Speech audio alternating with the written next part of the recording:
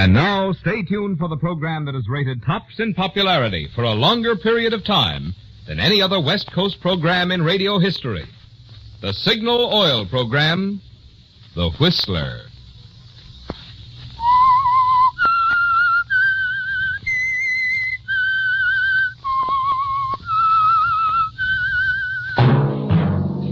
Signal, the famous Go Farther gasoline, invites you to sit back and enjoy another strange story by The Whistler.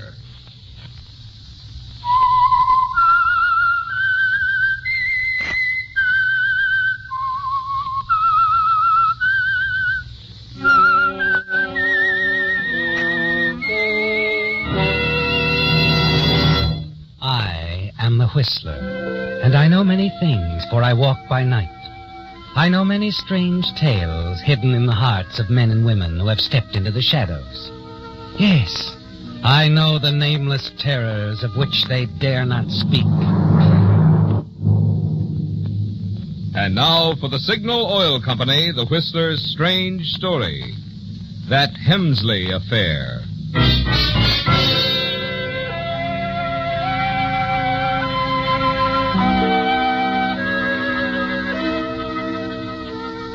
A cold gray blanket of fog caressed the English coast. The village of Hemsley wore it like an ominous shroud. And Sarah Bolton, standing at the window of her home on the crest of the cliff, pulled her shawl closer about her shoulders as she listened to the distant baying of dogs. Minutes later, the sound grew closer, and then she heard the footsteps along the fieldstone path. Hurrying again to the open window, she could see the outlines of a burly, heavily dressed man approaching the house. In the crook of his arm rested a rifle. Sarah trembled at his knock on the door, hesitated, then opened it slightly and peered out. Why, good evening, Constable Harwood. You're so far from the village. What brings you out this way? Well, there's no cause for alarm now, Miss Sarah. But there's been a robbery in London this very afternoon. Oh, indeed? The bandit was wounded. We know that. A Bobby's bullet caught him. Well, he's been traced to this neighborhood. No. Just wondered now if you'd heard any noises, seen anyone strange prowling about. No, Constable. Goodness. No cause for alarm, you say. I must disagree.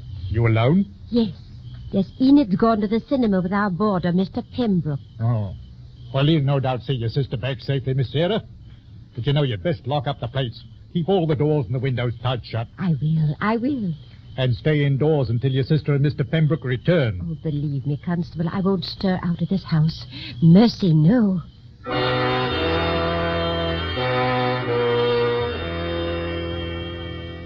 You watch as the constable walks off down the path, rejoins his men near the front gate. The dogs begin an impatient, annoying baying as they're led off into the night. A shiver runs through you, doesn't it, Sarah? And you tell yourself that you must fix some hot tea at once. In the kitchen, your hand trembles nervously as you go about it. And then as you sit down to drink it, there's a sound at the front of the house. You stiffen, wait nervously, until your sister Enid appears, accompanied by Mr. Pembroke. Sarah, have you heard the news? A bandit. He took £10,000 from a bank in London today, and now he's wounded and they're searching for him out here on the cliff. Now, Enid, don't upset your sister. It's not pleasant news that a criminal's about. I should say not. Not pleasant, but it's exciting. Oh, you fixed the tea, Sarah. Mr. Pembroke, you were saying you were chilly. Yes, that I was. Well, that was thoughtful of you, Miss Sarah. Help yourself.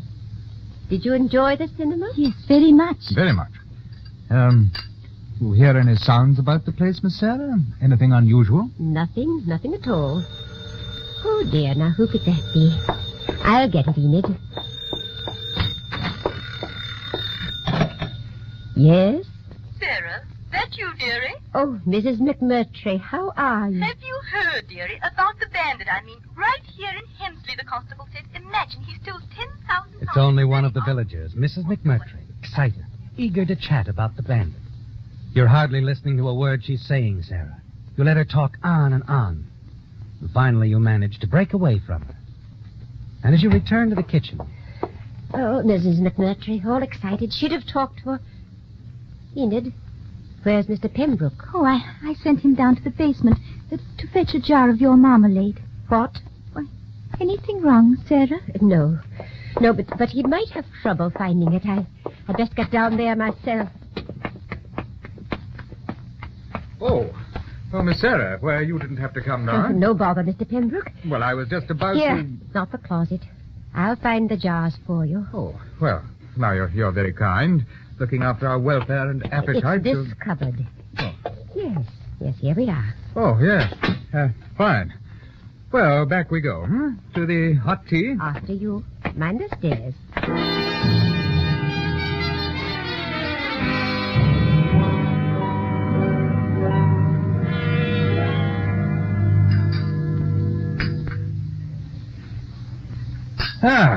Well, Miss Sarah's marmalade, crumpets, and tea. Now, what could be more perfect? I say, now supposing we found that bandit. Just we three. 10,000 pounds would be nice now, wouldn't it? Oh, you'd have to turn it in, Mr. Pembroke. It's stolen. Oh, I'm just supposing, Miss Enid. He's talking, Enid, that's all. And supposing. Certainly, that's all. Oh, but how nice. 10,000 pounds. That's almost worth the chance the poor chap took. It wasn't. It was wicked. I hope they catch him. Don't listen to him, Enid. He's saying it all for your benefit. Well, I'm saying it for all our benefits. I've got it all figured out. Yes. A shallow grave, Miss Sarah. Plenty of quicklime and whoosh, no trace of the blighter. Quicklime? Does it do that? Oh, beautifully, my dears. So I've been told. Sarah, make him stop. But wouldn't it take a great deal? Oh, no more than I suggested you ordered to fix that garden bed, Miss Sarah. But then we haven't found the carcass now, have we? Or the 10,000 pounds. I'm going to bed. You two are talking dreadfully. Mr. Pembroke's just in a talkative mood. Quite. But only talking, Miss Enid. Please forgive me. Oh, speaking of quicklime in the garden, Mr. Pembroke, you did promise me that you'd... Yes, I did. That I'd fix it beautifully, but not without the material, Miss Sarah. You'd better get it tomorrow, right? Yes. Yes, I'm going into the village in the morning. I'll speak to the storekeeper about it. Perfect. And your garden will be even more so. Now, in spite of all dreadful warnings, I've simply got to have my evening stroll. I'll not go far, ladies. Not far at all. Good night.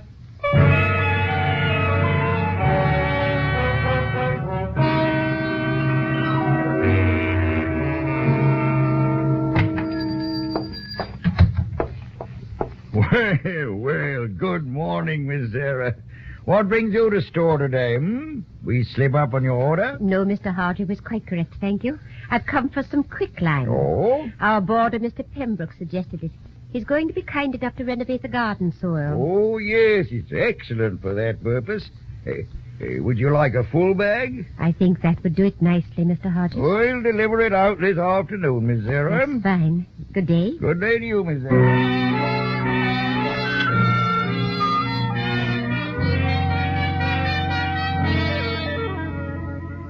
You've other things to do in the village, haven't you, Sarah? And you spend about an hour shopping, browsing. And then upon your return to the house, you're startled at the distinct sound of someone moving about. Downstairs, you hurry quickly to the basement door and stare down in surprise at Mr. Pembroke. What are you doing, Mr. Pembroke? Isn't this rather an odd hour for you to be home? Yes, Miss Sarah. Come down, won't you? I think you'll agree to an odd circumstance. Yes. My curiosity has simply had the best of me all day. Here, you see? What are they? Cufflinks. I found them last night near the basement door when I returned from my walk. Cufflinks? I don't understand. Oh, don't you? Don't you really, Miss Sarah? Well, here now. Look at the initials. C.L. I'm sure they mean nothing. C.L. Chester Lumus, Miss Sarah. The name of the bandit. Our London bank robber. He of the missing 10,000 pounds. What? Oh, now, please, Miss Sarah. You're not the actress you fancy yourself. Come over here, my dear. The closet. No. Yes. The one you kept me from opening last night. Now, let's see what we shall see, Not marmalade, not even the 10,000 pounds, but quite unmistakably a strange guest. Yes, Miss Sarah. It's Chester Lumus, and he is quite dead. I don't know a thing about it. Oh, come now, Miss Sarah. Chester Lumus, wounded, hiding, crawled into the house and locked himself in your closet? Hardly. Now, do tell me, in what neat spot did you hide his loot, the 10,000 pounds? Shall we discuss it over tea? Sarah?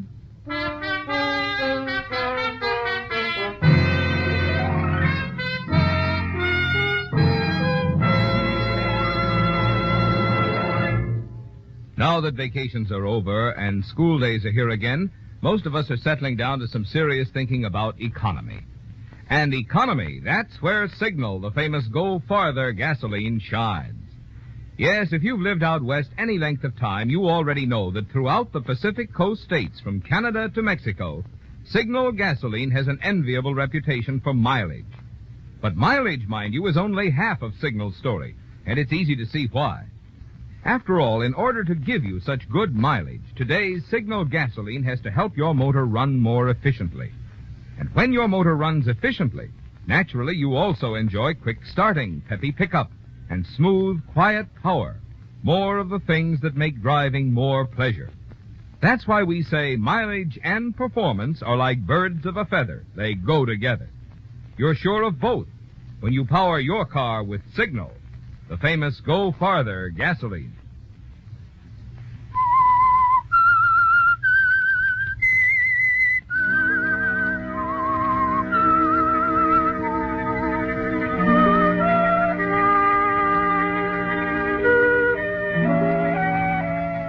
Well, Sarah, your secret is out in the open, isn't it? At least as far as Mr. Pembroke knowing.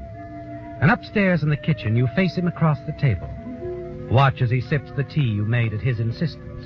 Wonder what he's going to do. Puzzle at the strange smile that moves across his face as he seems to enjoy both the tea and your discomfort. It's all right, Sarah. It's perfectly all right. Clever of you, you know. What do you intend to do about the matter, Mr. Pembroke? Oh, now, don't lose your warmth, my dear girl, your friendly consideration of me. Oh, no, indeed. No, it's a simple matter. We're partners now, that's all. Partners? Mm-hmm. We share the secret of Chester Lumis' demise. And, of course, the 10,000 pounds. You will tell me where you put it now, won't you? I can scarcely do otherwise. That's correct. Now tell me, how did it come about? Did he just wander in, or did you go out and corral him, Sarah? Last night early, I heard a sound at the basement door. I investigated. It was Lumus, almost done in. You? You finished him off? No, it wasn't necessary. He'd scarcely made it down the basement stairs when he collapsed. I saw the money in a small black bag. Ah. I took it and shoved his body into the closet. Shortly afterwards, before I had time to think, the constable happened by. A stout girl, and you didn't give him a sign? No, I did not. Ah, noble partner. Well, now I'll let you into a little secret, Sarah. Why do you suppose poor Chester Lumis picked this particular house? I'm sure I don't know that. No, but I do, my dear. He was no doubt looking for me. Yes, me. His old partner. What? Yes, it's your day for surprises, isn't it, Sarah? Oh, yes. Lumis and I used to cook up many a delightful doings together. I've often wondered about you, Mr. Pembroke. But as long as I paid my keep... Yes, I'm afraid that was as far as my concern went. Well, that's a good thing for both of us, my dear. We'll do nobly together. Beautifully. Oh, but there's work to be done. Some digging. I haven't the quicklime. It will be along this afternoon. That's fine. Fine. I'll go down to the basement and start the preparations, my dear. First, the shallow grave. Odd, I wasn't just supposing last night, after all.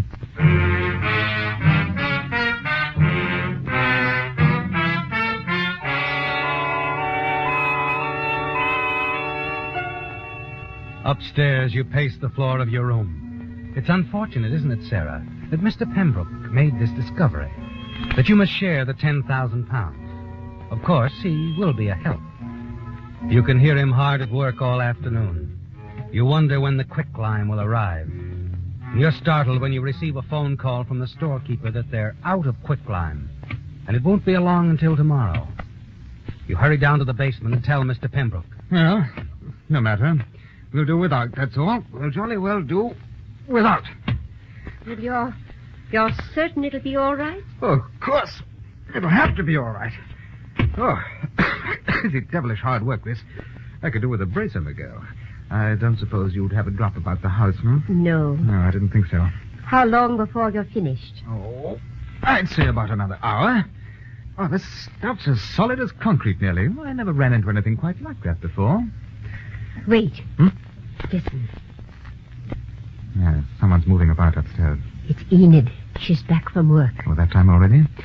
Well, we can't go on with this now, that's certain. She's bound to hear. You can finish tonight after she's gone to bed. Better she were out of the house, don't you think? Yes. Yes, all right. I'll see what I can do.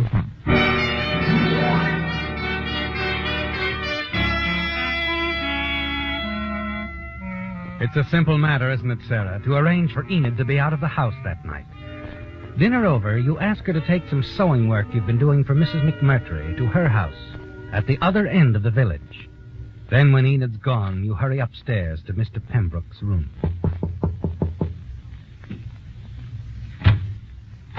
Now, coast clear, is it? Yes. You'd better get to work. Yes, in a minute.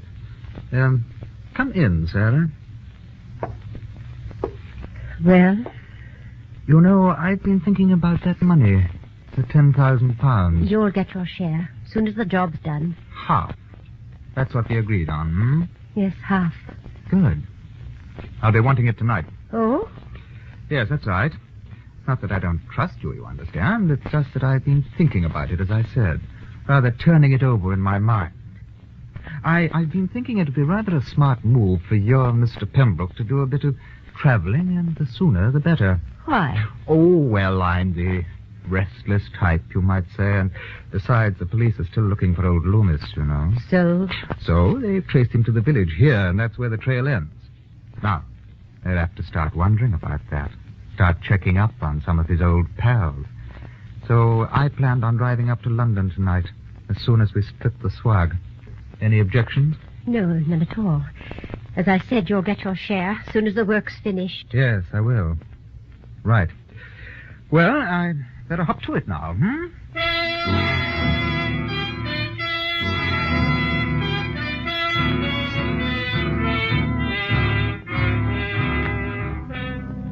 He's right, isn't he, Sarah? It wouldn't do at all to have the police coming around, asking questions of Mr. Pembroke. Downstairs again in the kitchen, you pace the floor, occasionally stopping to glance out the side window. You can hear him down in the basement, the dull thud of the pickaxe. The minutes drag by, and finally you step to the cupboard, take down a bottle, and pour a drink.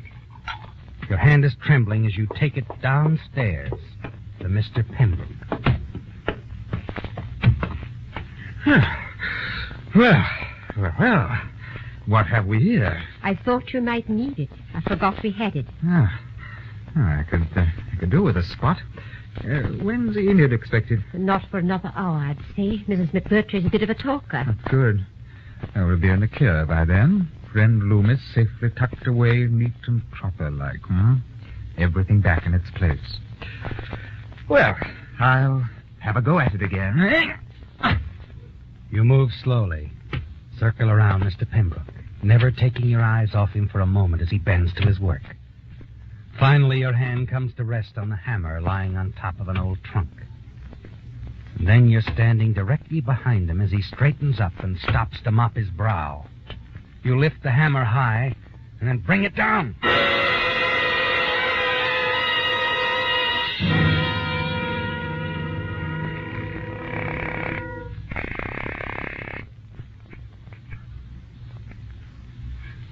Yes? This is Sarah, Mrs. McMurtry. May I speak with Enid, please? Of course, dearie. Just a moment. It's for you, Enid, my dear. Yes, Sarah? Enid, Mr. Pembroke's just received a phone call. He's leaving in a few moments for London on business. Oh? Well, I was just thinking I'd drive up with him. I haven't been to London in some time. Yes, of course, Sarah. It would be nice for you. I might do a bit of shopping tomorrow and then come back on the evening train. Do go, Sarah. All right. I just wanted to be sure you wouldn't mind. No, of course not. Run along. I'll be home in a bit. Well, Mr. Pembroke's bringing his car round now. We'll be leaving in a few moments. Have a nice time, dear. I will, Enid. See you tomorrow night.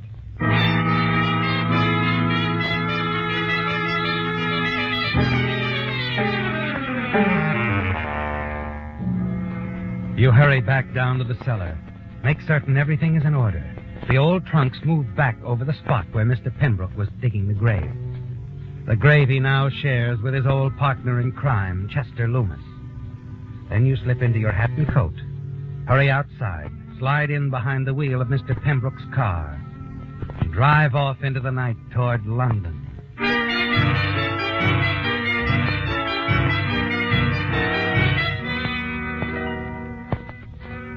It's almost midnight when you arrive in London. Abandon Mr. Pembroke's car on a quiet side street. Take a cab and drive across town to a fashionable hotel, where you spend a comfortable night. The next day in London is just as you dreamed it would be. The smart shops, the expensive restaurants, the matinee at the Regent Theater. You plan to do it all again, Sarah, many times. And that night, after an exciting day, you board the evening train for Hemsley. It's almost 10:30 when you arrive. And as you approach the house, you're rather startled to see that all the lights are on. Sensing that something is wrong, you hurry up the front steps. Sarah! Oh, Sarah, it's you. What? Sarah! Why, Enid, what is all this? Oh, dear, you don't know what we've been through. We thought you were dead. Dead? Good evening, Miss Sarah. Why, Constable, what in the world are you doing here? Well, it's about your boarder, Mr. Pembroke. Only he isn't Mr. Pembroke at all. Mr. Pembroke isn't Mr... Oh, now what are you talking about, dear? Perhaps I'd better explain. I wish someone would. You see, we got word from the police in London about Mr. Pembroke. Seems he's really a chap named Brooks. Harry Brooks. Gentle Harry, they call him. Gentle Harry? A murderer, Sarah. They say he's killed 3 women already. What? That's right, Miss Sarah. You see, we got wind of this Harry Brooks several months ago. Scotland Yard asked us to be on the lookout for him. Told us to warn all shopkeepers.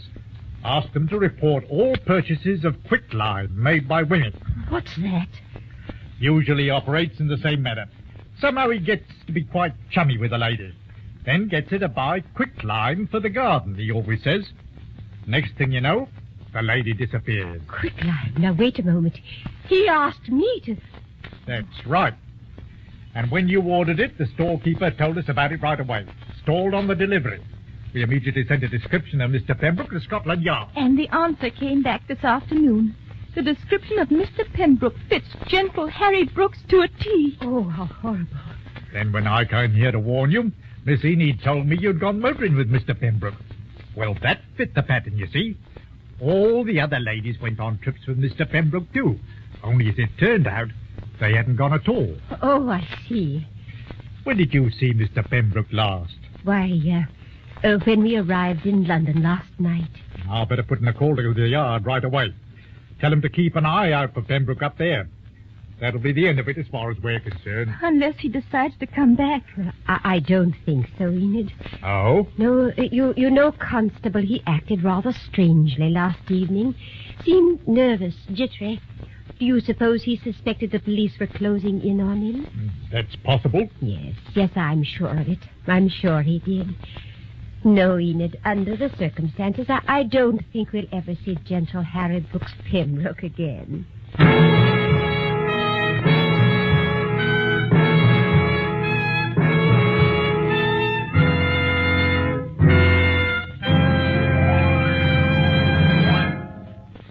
You probably think boiling water is hot.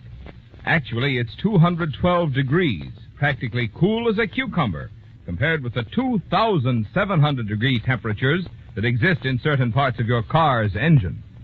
That's heat enough to make ordinary motor oils break down chemically and form harmful varnish that clogs up important engine parts, causing your car to lose pep and power and eat up gasoline and oil. That's why Signal Oil Company brought out Signal Premium Compounded Motor Oil, an extra-duty lubricant scientifically engineered to protect your car against varnish troubles. And Signal Premium does this important job in not just one way, but 2 ways. First, Signal Premium can't break down and form varnish, even under extreme heat, And secondly, Signal Premium actually dissolves out harmful varnish that other motor oils may already have deposited. That's why a change to Signal Premium motor oil is today's best way to keep your car's performance up and repair bills down. And, of course, the place to change to this extra-duty Signal oil that does so much more than just lubricate is at a Signal service station.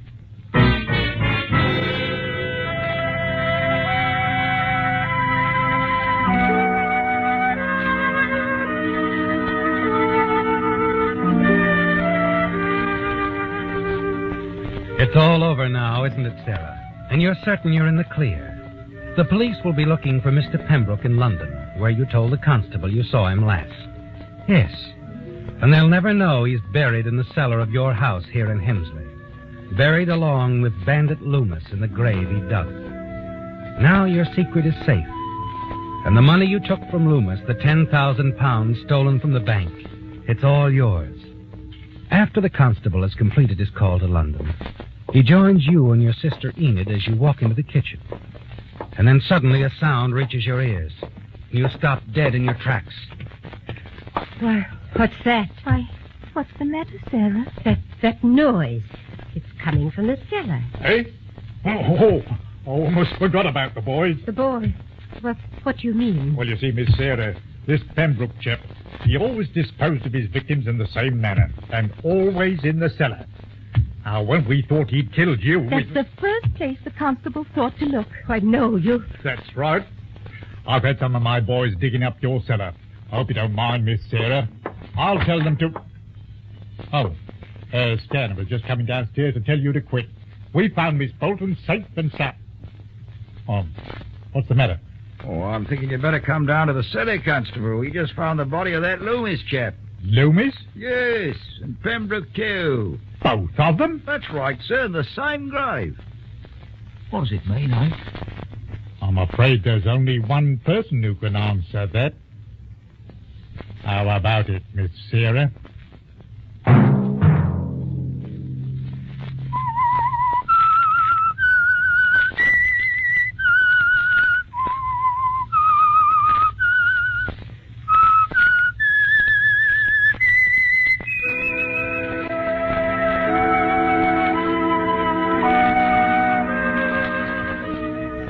Let that whistle be your signal for the Signal Oil program, The Whistler.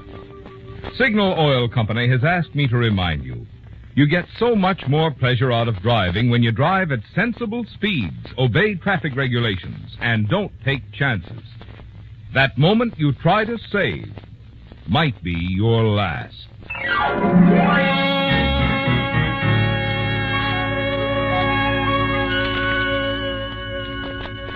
Featured in tonight's story were Bill Foreman, Sarah Selby, and Ben Wright. The Whistler was produced and directed by George W. Allen, with story by Adrian Jondeau, music by Wilbur Hatch, and was transmitted to our troops overseas by the Armed Forces Radio Service. The Whistler is entirely fictional, and all characters portrayed on The Whistler are also fictional. Any similarity of names or resemblance to persons, living or dead, is purely coincidental. Remember, at the same time next Sunday, another strange tale by The Whistler. This is Marvin Miller speaking for the Signal Oil Company. This is CBS, the Columbia Broadcasting System.